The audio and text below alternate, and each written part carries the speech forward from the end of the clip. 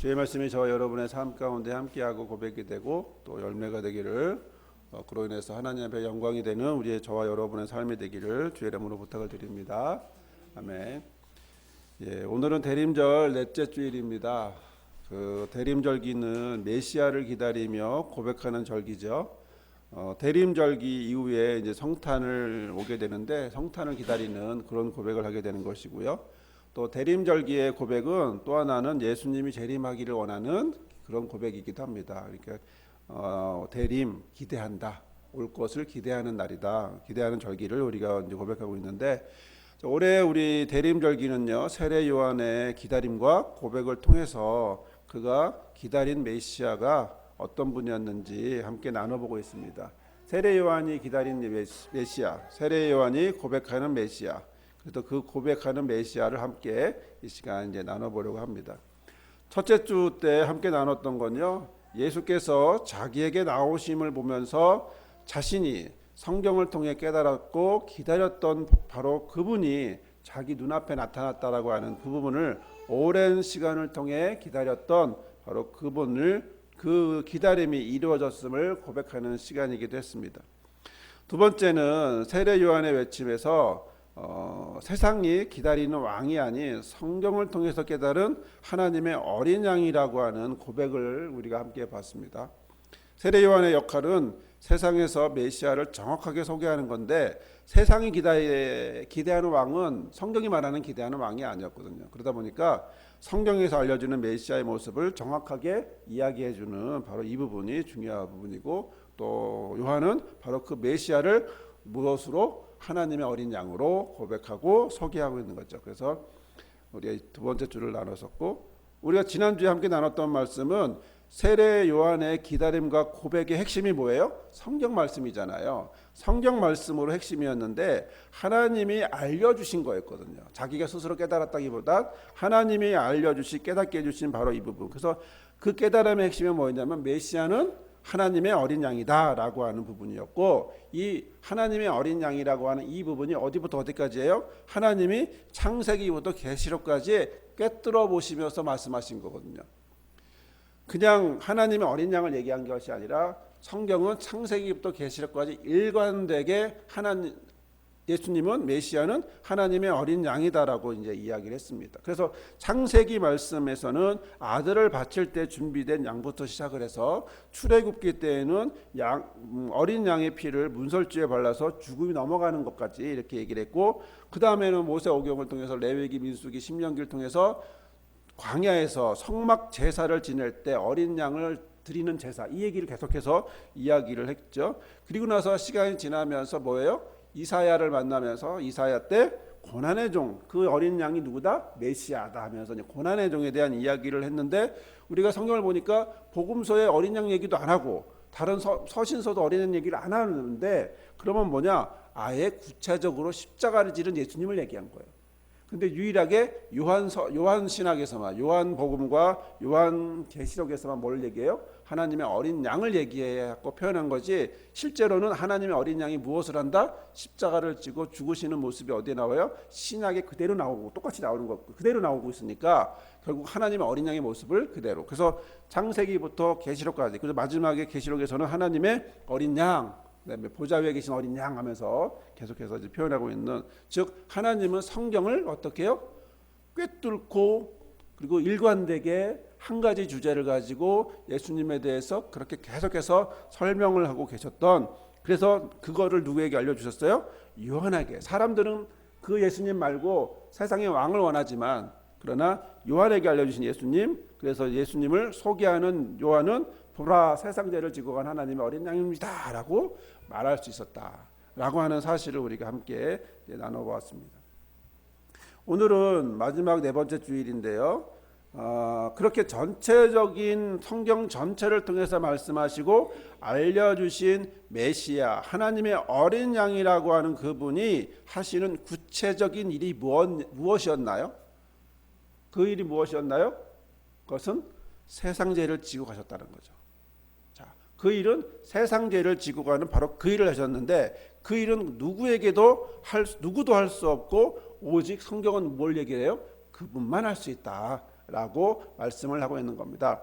자, 그분만 할 수 있고 그분만 적임자다라고 성경을 말씀하고 있는 거고요. 하나님은 성경 전체를 통해서 오직 그분만, 메시아이신 예수님만 그 일을, 무슨 일? 어린 양의 하는 일, 대신 죽는, 그래서 세상 죄를 지고 가는 바로 이 일을 누가 할 수 있다? 어린 양만 할 수 있다. 예수님만 할 수 있다라는 것을 이야기한 거죠. 적임자다라는 거예요. 적임자다.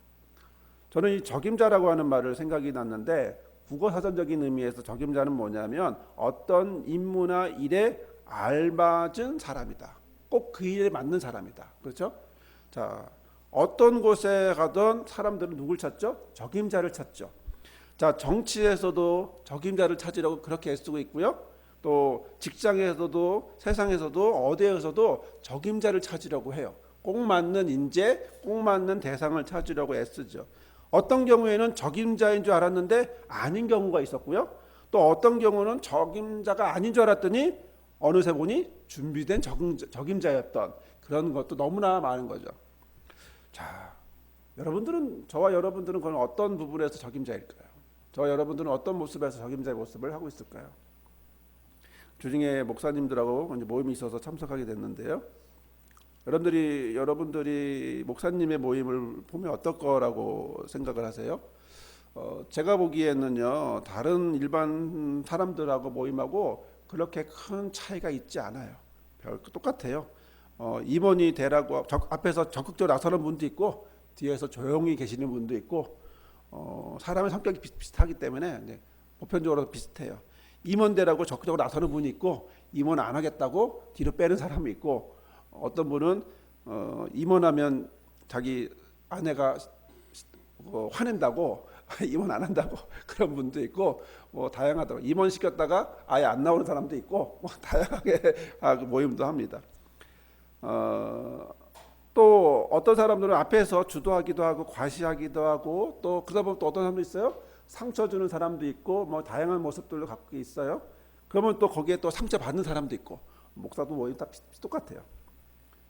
또 그런데 또 목사이면서도 목사의 모습을 하고 있는데, 또 주중에 이제 목사의 모임을 참석하면서 느낀 건 뭐냐면, 야, 이렇게 40대, 50대, 60대의 이 남정네들이 모여서 있는 이 모습에서 참 순수하다.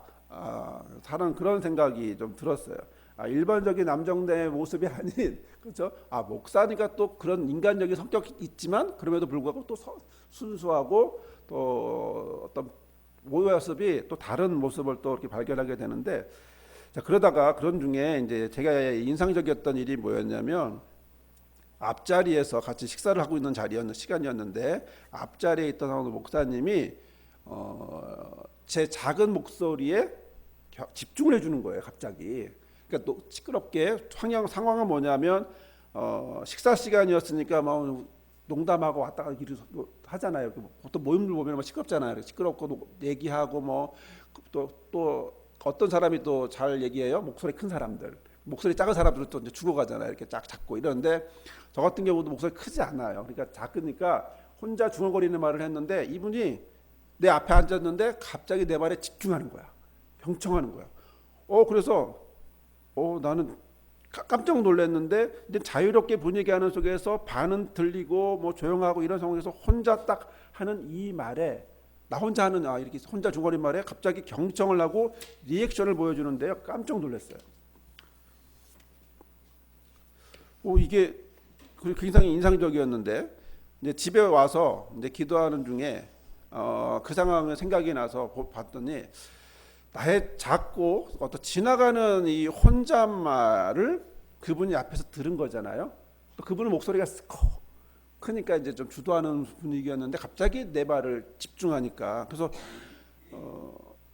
주변의 소리와 상관없이 저에게 집중하고 경청하면서 리액션을 하는데, 그러니까 저는 어떤 반응이 보였겠어요? 그 다음에 한 마디로 끝날 말이 두 마디, 세 마디가 된 거야, 자연스럽게. 그러면서 뒤돌아보면서 그 생각을 쭉 해보니까, 이 사람은, 이분은 이걸 잘하는구나. 이분은 이 경청을 넘어서 리액션을 통해서 상대방의 이거를, 그렇죠? 사람들이 쭉 여럿이 있는데 갑자기 나에게 마치 느낌이 스포트라이트 딱 비춰주는 것 같은 느낌이고, 그러니까 제 입장에서 좀 당황스럽긴 했지만 그러나 한 마디 두 마디를 더 나오게 해주는 그런 어떤 은사라고 할까요? 그 성향이라고 할까요? 그런 게 있구나라고 생각을 해보니 참 대단하다. 저런 모습이 있구나, 저런 성격도 있구나라고 생각이 들었어요. 그러면서 생각한 게 뭐냐면, 기도하면서 생각한 게 뭐냐면, 그러면 난 뭐 잘하지?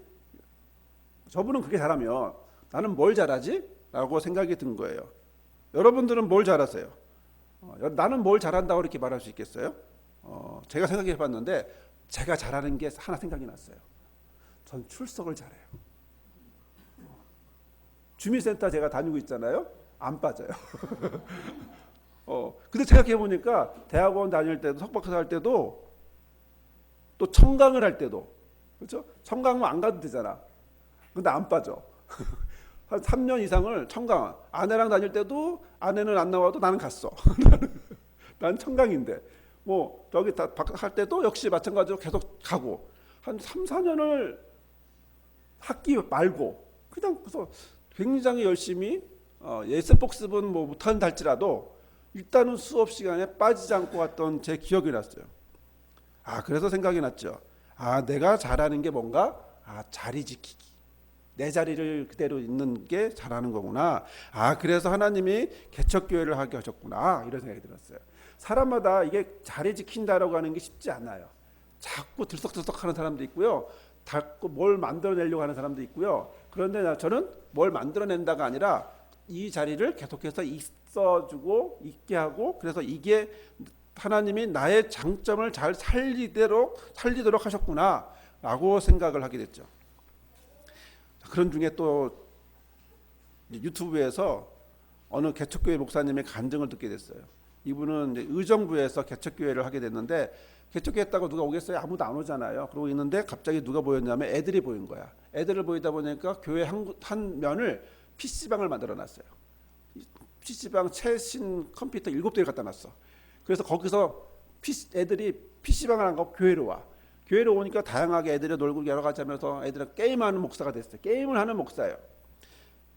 이분이 얘기하는 게 뭐냐면 이 지역이 아이들의 방치가 된 거예요. 그러니까 방치된 애들이 와서 게임을 하는데 또 이 아이들이 잘 적응하는 애들도 있겠지만 적응 안 하거나 험담하거나 오해하거나 다양한 상처를 많이 주고 떠나는 아이들 다양하대요. 다양한데 그런데 이렇게 7년째 하고 있다 보니 그중에 한 아이가 그렇게 온 아이가 방치돼서 그냥 정말 갈 데 없어서 와서 교회에서 이제 PC방처럼 왔던 이 아이가 시간이 흘러서 신학생이 되고 그리고 이 신학생 고백이 아니라 나도 저 목사님처럼 저렇게 살고 싶어요. 이렇게 얘기하는 건 이분 입장에서는 그게 고백인 거예요. 너무나 감사한 고백이었던 거죠. 저는 PC방을 하는 게 중요한 게 아니고 게임을 하는 게 중요한 게 아니고 뭐 한다? 이분이 무조건적인 사랑을 했구나. 아이들을 향해서 무조건적인 사랑을 하는 목사였구나. 이분의 장점은 바로 그런 부분이었구나. 그래서 생각을 해보면서 아내도 얘기를 해봤는데 저는 근데 PC 게임을 하는 목사는 못할 것 같아요. 게임을 못해. 그리고 그렇게 흥미를 갖지를 못해요. 힘들어요. 근데 만약에 우리 교회가 게임을 하는 교회가 그 목사님처럼 게임을 하는 교회가 된다면 과연 우리 교회가 어떨까? 근데 아시다시피 동백은 아이들을 방치하지 않아요. 아이들에게 굉장히 집중하고 있고요. 방치를 넘어 오히려 조정 통제를 하는 것이 이 동백 엄마들의 특징이에요.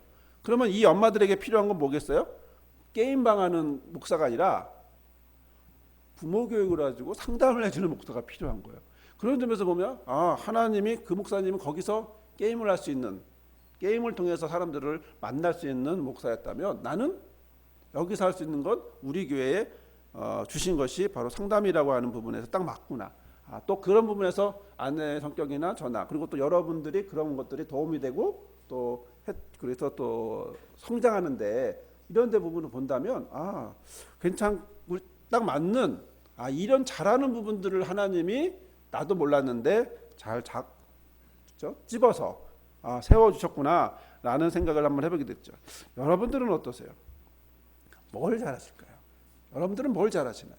어떤 걸 잘하실까요? 그 부분이 어떻게 활용될 것이며 또 어떻게 적임자로 표현되어 줄까요? 자, 오늘 말씀으로 다시 한번 돌아볼까요? 예수님은 그럼 어디에 적임자일까라는 거예요. 예수님은 창세기부터 계시록까지 하나님은 예수님을 뭐라고 설명했어요? 하나님의 어린 양이다라고 설명해 줬어요. 그리고 그 모습을 보여줬어요. 그리고 세례 요한도 그것을 알려줬고요. 세례 요한의 기다림과 세례 요한의 고백에서 우리는 보게 되는데요. 그렇게 하나님의 어린 양이신 예수님은 무엇의 적임자였을까요? 바로 보라 세상 죄를 지고 간 하나님의 어린 양이로다. 직역을 하면 보라 하나님의 어린 양이다. 그는 세상 죄를 지고 가는 분이다. 정확히 지금 오늘 말씀과 연결하면 보라 하나님의 어린 양이다. 그는 세상 죄를 지고 가는 적임자다. 그분만 세상 죄를 지고 가는 적임자다. 예수님이 예루살렘에 입성합니다. 왜 예루살렘에 입성하죠? 십자가 지기 위해서. 자, 그러나 우리는 예루살렘에 들어갑니다. 왜 가죠? 관광하러. 그렇죠? 우리는 성지순례하러 가는 거지. 우리가 예수님처럼 뭐 십자가 잠깐 뒤고 뭐 뒤에 바퀴 달린, 그렇죠? 끝에 바퀴 달린 쉽게 갈 수 있는 이런 거 할 수 있겠지만 예수님처럼 정말 십자가를 지러 예루살렘에 들어가는 건 우리는 아니에요. 우리는 관광하러 가고 성지순례하러 가요.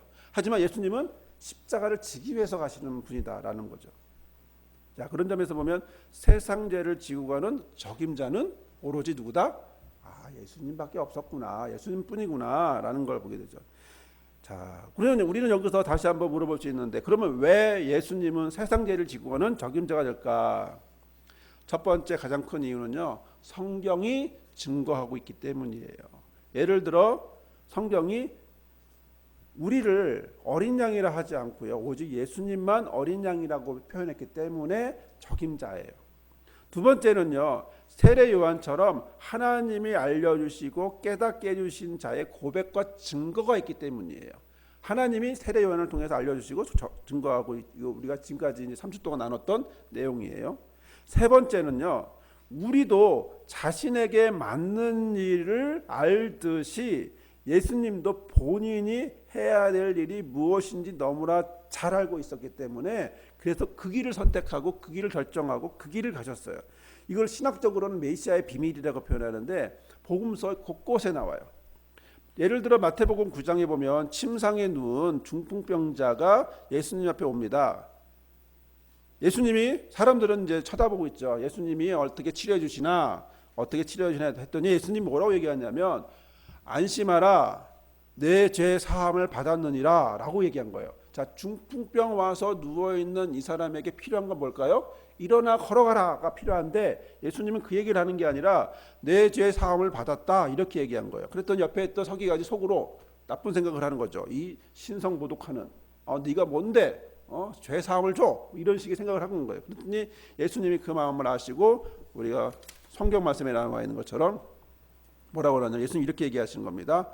읽어볼까요? 예수께서 그 생각을 하시고 이르시되 너희가 어찌하여 마음에 악한 생각을 하느냐 내 죄 사함을 받았느니라 하는 말과 일어나 걸어가라 하는 말 중에 어느 것이 쉽겠느냐 그러나 인자가 세상에서 죄를 사하는 권능이 있는 줄을 너희로 알게 하려 하노라 하면서 중풍병자 뭐라고 말씀하셨어요? 일어나 내 침상을 가지고 집으로 가라 하더니 벌떡 일어나 갔어요. 자, 무슨 얘기일까요? 죄 사함과 일어나 걸어가는 말 중에 어느 게 쉬울까요? 어느 게 쉬울까요? 그 말을 하면서 그 말은 그 다음에 뭐가 필요한 거죠? 책임이 필요한 거잖아요. 그렇죠? 일어나 걸어가라 했는데 안 일어났어. 그럼 뭐가 돼요? 옛날에 어느 목사님이 자기 교회에 안진뱅이가 온 거예요. 정말 안진뱅이가 왔어. 못 일어나는 분이 왔어. 이 목사님이 함께 사람들과 모여 기도했어요. 기도했는데 감사하게도 몇 달 만에 점점 이 사람이 조금씩 나아지는 거야. 공동생활하는 곳이었거든요. 공동생활하는 곳에 와서 했는데 점점 나아지는 거야. 그러더니 이 사람이 한 몇 달 지나고 벌떡 일어나 정말 걸어 다니게 됐어요. 이 목사님 뭐라 그랬게요? 나가서 전하라 그랬을까? 아니 말하지 말라 그랬어. 안진뱅이 몰려온다고. 말하지 말라 그랬어요. 그리고 안진뱅이 내가 고친 게 아니기 때문에 한 번은 고쳤는데 두 번, 세 번 못 고칠 수도 있다고. 말하지 말라 그랬어요. 그래서 간증을 그러더라고요. 그래서 그러니까 어느 게 쉬울까요? 말을 하면 뭐가 있어야 돼요? 책임을 져야 돼요. 일어나 걸어 했는데 못 걸어봐. 그렇죠? 지금 그러면 사람들이 몰려있는데 어떻게 가요? 사람들. 그러면 이 뭐야? 가짜네? 뭐 이렇게 하고 그냥 흐지부질 수. 근데 예수님이 뭐라고 얘기해요? 뭐라고 얘기해요? 어느 게 더 쉽겠냐? 무슨 문맥상 어느 게 더 쉽다는 거예요?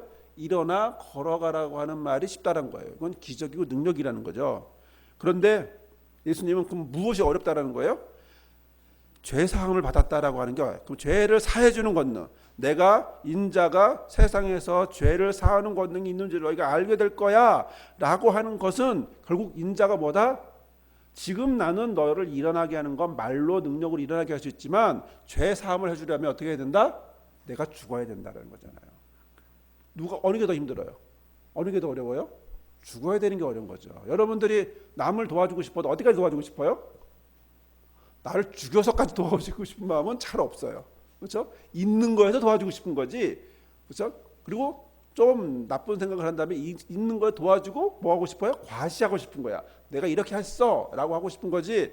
내 목숨을 내가 오늘 죽는데 이거는 그렇게 세상에 많지 않아요. 쉽지 않아요. 그렇다면 예수님은 지금 굉장히 어려운 이야기를 하셨구나. 자, 무슨 얘기예요? 예수님은 자신이 세상 죄를 사하는 그 길을 가야 된다는 사실을 알았다 몰랐다? 알았다라고 하는 거죠. 그래서 성경을 통해서 고백하고 있는 거죠. 자, 이에 대해서 바울도 이제 고백을 합니다. 바울의 고백에 대해서 우리가 한번 로마서에 나오는 말씀을 한번 읽어볼게요. 우리가 아직 연약할 때에 기약한 대로 그리스도께서 경건하지 않은 자를 위하여 죽으셨도다. 우리가 아직 죄인 되었을 때에 그리스도께서 우리를 위하여 죽으심으로 하나님께서 우리에 대한 자기의 사랑을 확증하셨느니라. 그러므로 한 사람으로 말미암아 죄가 세상에 들어오고 죄로 말미암아 사망이 들어왔나니 이와 같이 모든 사람이 죄를 지었으므로 사망이 모든 사람에게 이르렀느니라. 한 사람의 범죄로 말미암아 사망이 그 한 사람을 통하여 왕노릇하였듯이 더욱 은혜와 의의 선물을 넘치게 받은 자들은 한 분 예수 그리스도를 통하여 생명 안에서 왕노릇하리로다. 아멘. 예, 고린도후서의 말씀도 한번 볼까요? 곧 하나님께서 그리스도 안에 계시사 세상을 자기와 뭐하게 화목하게 하시며 그들의 죄를 그들에게 돌리지 아니하시고 화목하게 하는 말씀을 우리에게 부탁하셨느니라. 우리가 보통 죄에 대해서 하는 행동은요, 정죄입니다. 나쁘다, 못됐다, 틀렸다라고 하는 거죠. 그리고 누구는 맞아요? 말하는 사람은 맞았고 듣는 사람은 틀렸다라고 얘기하는 거거든요. 그런데 하나님이 세상 죄를 지고 가게 하시는 어린 양은 어떻게 해요? 세상을 비난하거나 욕하거나 못했다고 말하는 것이 아니라 뭐한다? 화목하게 했다라고 하는 거죠. 화목하게. 제사의 구약의 제사의 종류는 5가지인데 그 중에 하나가 화목제물인 것처럼 예수님은 지금 하나님은 예수님을 통해서 뭐한다? 세상을 화목하게 하는 거예요. 화목하게. 즉 세상을 벌주거나 세상을 뭐라 그럴까요? 나쁘게 깎아 이런 게 아니라 그래서 예수님이 가는 곳은 뭐가 있어야 돼요? 화목해야 돼요. 만약에 예수님의 이름을 들고 가는데 화목하지 않는다면 뭐 비근한 예로 요즘 텔레비전에 많이 나오는 그분들의 행동을 보면 화목하게 해요? 아니면은 좀 덕이 안 되는 모습이 보여요? 그 얘기는 결국 하나님의 이름으로 가지만 하나님의 이름을 망령되이 행동하는 것이고 하나님이 없는 모습. 예수님이 가는 곳에 뭐가 있어야 돼요? 화목이 있어야 돼요. 화목이 일어나야 돼요. 여러분이 집에 가면 무엇이 있어야 될까요? 예수님의 이름으로 들어갔으니까 화목해야 돼요. 이거는 뭐 희생한다 이 얘기를 하고 있는 게 아니에요. 그렇게 하려고 어제보다도 화목해. 우리가 완벽하게 화목하지는 못하죠. 그러니까 예수님처럼 함께 힘든 가정생활, 불편한 가정생활, 뭐 관계 안에 여러 가지 것들이 있지만 어떻게 해요? 화목하게 하려고 하는 애쓰는 그런 모습을 보여주는 거. 하나님도 예수님 안에서 세상과 화목하게 하고 그들을 화목을 통해서 무엇을 하려는 거예요? 그들을 구원하게 하고 그들에게 덕을 주고 이런 회복의 행복한 삶을 주려고 하는 바로 이 모습이 있는 거죠. 자, 요한 1서에 보면 구체적으로 얘기합니다. 뭐라고요? 그는 우리 죄를 위한 화목 제물이었어. 세상 죄를 지고 가는 하나님의 어린 양은 무슨 제물이다? 화목제물이다. 화목제물이다. 죄를 없애고 사망을 없애고 그래서 그 대상자들이 어떻게 하나님의 자녀가 되도록 해주시는 풀어주시는 바로 이 부분을 그래서 온 세상의 죄를 위해서 오셨다라고 말씀을 하고 있는 거죠. 사랑하는 여러분, 성경은 예수님을 하나님의 어린 양이라고 분명하게 소개를 하고 있습니다. 세례 요한이 고백하고 예수님 자신이 그 길을 가셨고요. 또 이것은 하나님이 예수님을 통해서 어린 양이라고 하는 적임자라고 하는 사실을 분명하게 보여주고 있는 거예요. 자, 그렇다면 우리는 무엇의 적임자일까? 저와 여러분은 어디에 적임자일까요? 우리는 무엇을 잘할까요? 우리는 어떤 걸 잘해서 하나님이 어떤 능력을 주셔서 우리는 어떤 것의 적임자로 세워졌을까요? 여러분들을 어떤 곳의 적임자로 세우셨을까요? 일단 분명한 건 여러분이 있는 그 자리는 적임자예요. 여러분이 있는 그 자리.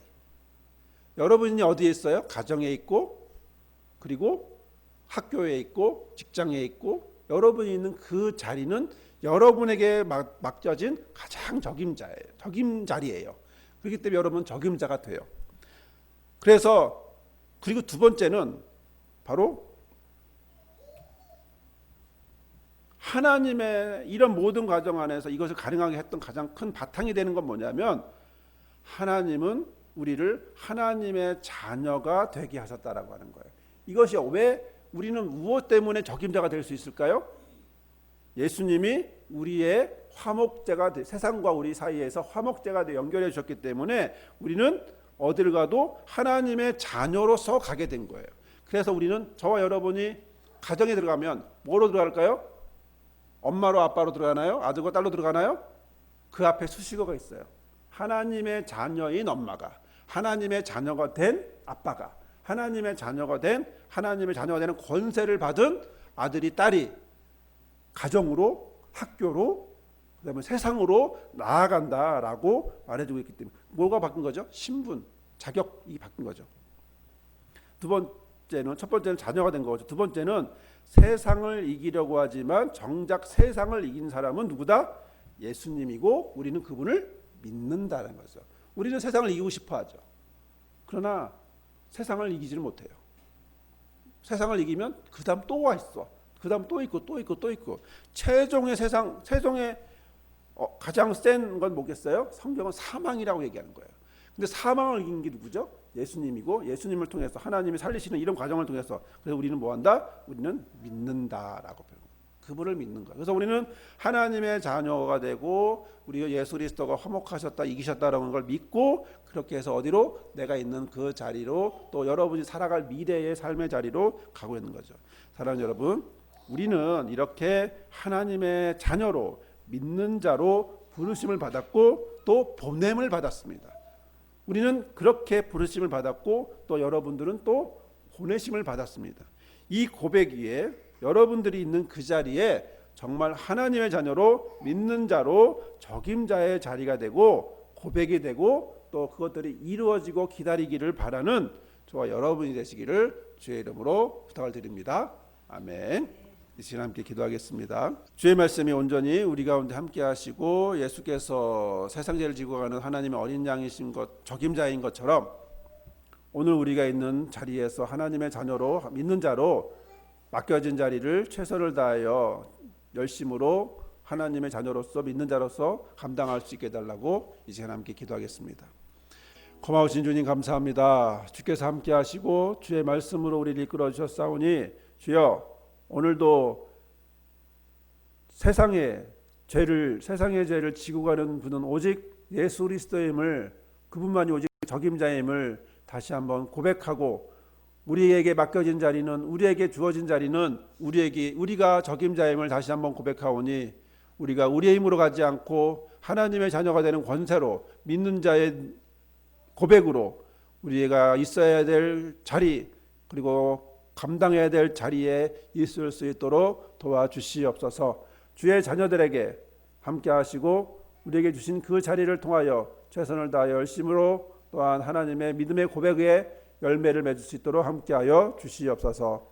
이 시간 우리의 마음을 들여 예물 드리게 하시고 그 예물을 통하여 하나님 앞에 영광이 되기 원하오니 주여 주일원금과 11조 성교와 건축과 1,000번을 예물을 드리오니 주여 받아주시고 감사로 예물을 드리오니 받아주시고 저희들의 우리의 삶을 주의 말씀으로 주의 은혜로 충만케 하여 주시옵소서. 이제는 이 땅에 세상 죄를 지고 가시기 위하여 오신 예수 그리스도의 은혜와 그 아들을 보내셔서 우리와 세상 가운데 있는 우리를 화목하게 하신 아버지 하나님의 크신 사랑과 이 모든 것을 믿고 고백하며 하나님의 자녀가 되게 하시고 믿음의 고백을 하게 하시는 성령의 역사하심이 오늘 주의 말씀을 듣고 우리가 있는 자리가 나에게 주어진 적임의 자리요 고백의 자리요 열매의 자리임을 또 그래서 하나님 앞에 영광의 자리임을 다시 한번 느끼고 고백하며 결단하는 모든 성도들 삶 위에 가정 위에 자녀 위에 우리 교회 위에 실만의 회복 울타리 위에 영원히 함께 하시기를 간절히 축원하옵나이다. 아멘.